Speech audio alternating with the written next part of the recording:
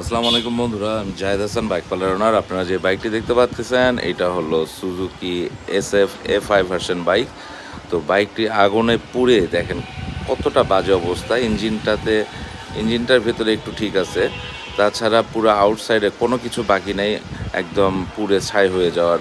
রিম থেকে শুরু করে পেছনে হাইড্রোলিক, সামনের শকআপ থেকে শুরু করে সব কিছু আগুনে পুড়ে একদম বাজে একটা অবস্থা হয়ে গেছে। এমনকি ওয়্যারিংয়ের কোনো কিছুই নাই, প্লাস ম্যাগনেট সাইডের পুরো অবস্থা খারাপ। আর যেগুলো এবিএসের যেগুলা ইগুলো আছে, এগুলো সব কিছু কন্ট্রোলারগুলো সব কিছু নষ্ট হয়ে গেছে পুড়ে। আর এই বাইকের অবশিষ্ট দেখেন রিম থেকে শুরু করে কোনো কিছু বাকি নেই। তো এটা আমরা রিস্টোর করতেছি খুব শীঘ্রই।